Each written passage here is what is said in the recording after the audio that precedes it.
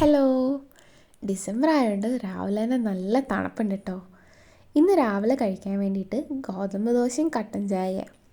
ചെറുതായിട്ടൊരു പനിയും ജലദോഷമൊക്കെ ഉണ്ട്. ഇപ്പം തണുപ്പായിട്ടാണെന്ന് തോന്നുന്നു, ഇടയ്ക്കിടയ്ക്ക് പനിയാണ്. അപ്പം ഗോതമ്പ് ദോശയിൽ ഉള്ളിയൊക്കെ ഇട്ട് അരിഞ്ഞുകൊണ്ട് നമുക്കിങ്ങനെ വെറുതെ തിന്നാനും നല്ല ടേസ്റ്റാണ്.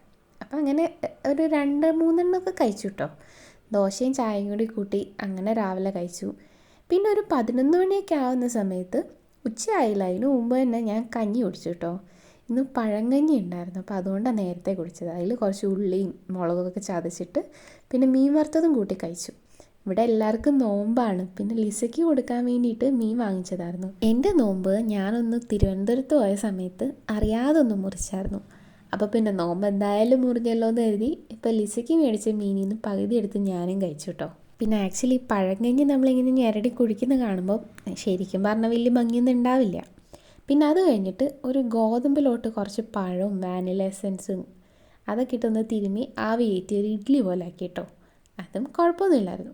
പിന്നെ വൈകുന്നേരം ആയപ്പോഴത്തേക്കും കുറച്ച് നല്ലോണം വെയിലുണ്ടായിരുന്നു ജനലിൻ്റെ അടുത്ത്.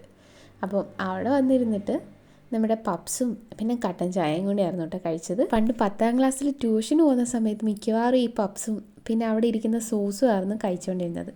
നമ്മൾ ഒരു പപ്സ് കഴിച്ച് കഴിയുമ്പോഴത്തേക്കും അവിടെ ഉണ്ടായിരുന്ന സോസ് കുപ്പി മുഴുവൻ കാലിയാക്കലുണ്ടായിരുന്നു. അപ്പം അതൊക്കെ ആലോചിച്ച് അത് കഴിച്ചു. പിന്നെ വൈകുന്നേരം ആയപ്പം ഒത്തിരി രാത്രി ഒന്നും ആയില്ല കേട്ടോ. ഒരു 6:30 ആയപ്പോഴത്തേക്കും ഞാൻ ഫുഡ് കഴിച്ചു. നമ്മൾ മധുരക്കിഴങ്ങും പിന്നെ മുളക് ചമ്മന്തി ആയിരുന്നു. അപ്പം മുളകിന് ഇച്ചിരി എരിവ് കൂടുതലായതുകൊണ്ട് കുറച്ച് തൈരും കൂടി ഒഴിച്ച് മിക്സ് ചെയ്തിട്ട് അതും കൂടി കഴിച്ചു. അപ്പം അത്രയേ ഉള്ളൂ. ബൈ.